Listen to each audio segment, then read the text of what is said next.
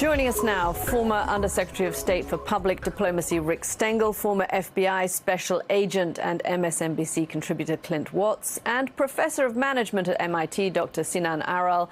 He is the author of the upcoming book, The Hype Machine, about how social media disrupts our world.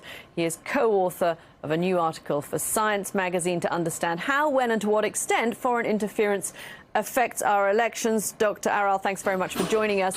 You've got a whole blueprint for trying to assess how social media is being impacted by foreign influences and then what to do about it. Explain it to us. So what we know so far is that Russian misinformation reached 126 million people on Facebook, 20 million on Instagram, 10 million tweets on Twitter. We know Russia targeted swing states. We know approximately 27% of Americans saw misinformation in the final weeks before the 2016 election. Is it possible that it tipped the 2016 election? It's possible.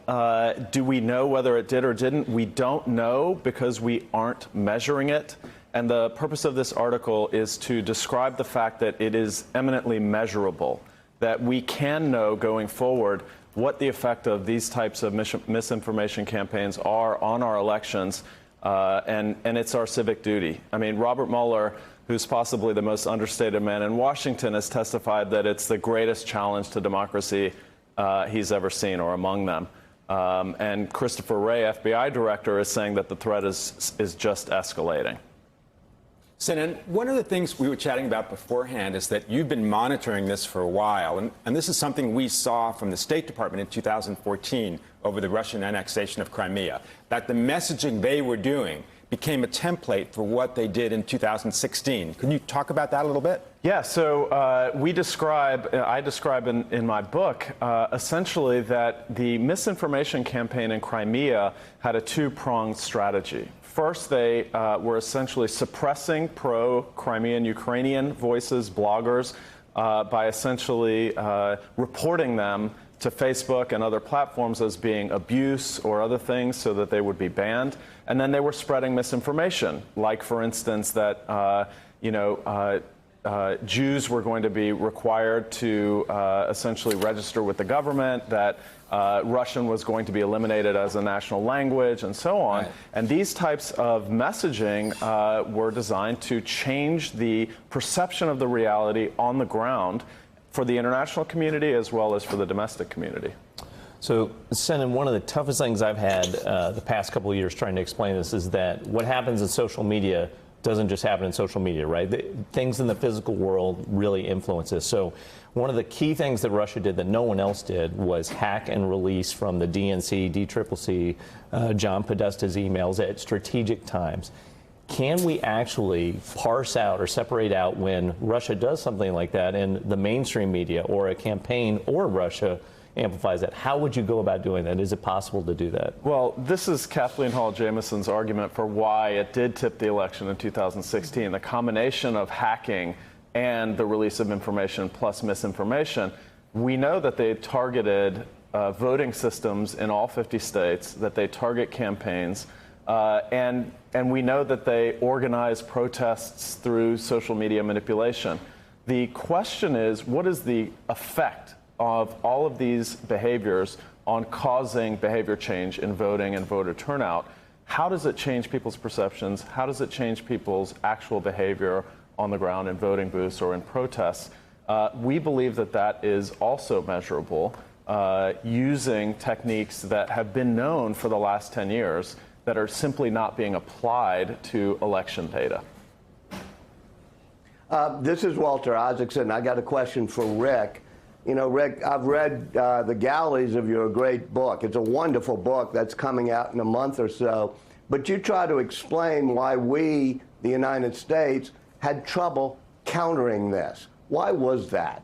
Well, Walter, thank you, first of all. I mean, your question has, in a sense, the answer contained in it, because there is no countering disinformation. One of the things the U.S. government does is, if there's something the U.S. government doesn't like, and they put the word counter in front of it, and that means they think they're doing something about it. So one of the things we tried to do in 2014 and 2015, when we started a counter Russian information center at the State Department was to do the same thing back to them that they were doing to us.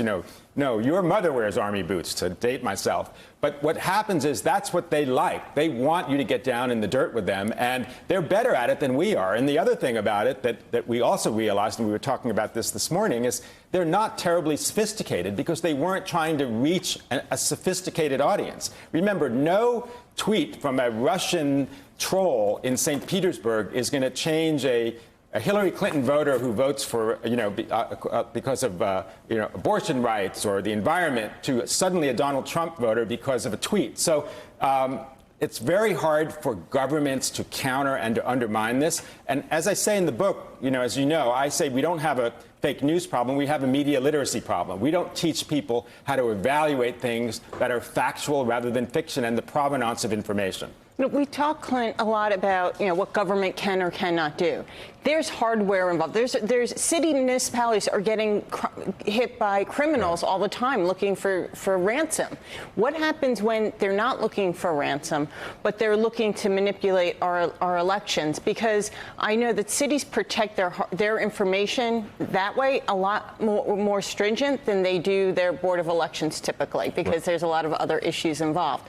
So what's being done, if anything, to stop that attack? Yeah, so this is our soft underbelly of our IT infrastructure in this country is state and local infrastructure.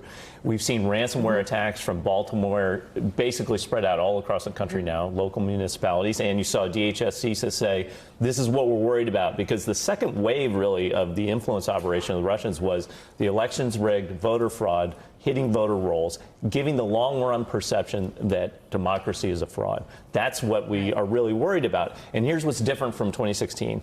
Russia is just one of many now. Everyone has looked at this. So the one thing about the Mueller report is if we don't defend the election infrastructure, that's a blueprint for how to attack America, because it shows where the gaps are, right? You can look at that. So you could be a domestic political actor, you could be many international actors, could be Russia, Iran, China. They could all use this. All you'd have to do, essentially, and this is what DHS was warning about, is hit these election systems 2 or 3 days before, and you wouldn't actually be able to have a vote at all. So I think that's, a broader part of this is we know a lot more about Russia.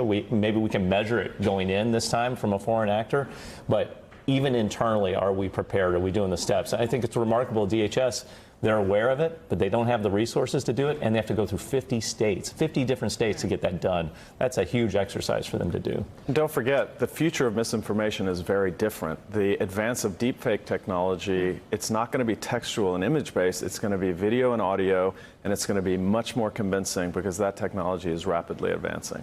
Right, they are moving so fast. And looking at the causality there of people who get disinformation and then how they actually vote, so important. Dr. Sinan Anaral, thanks very much for coming in. We'll be looking for your new article in Science magazine. And still ahead, John McCain was a persona non grata in Russia, and he wore that as a badge of honor. Senator Chris Murphy has now also been denied entry to that country.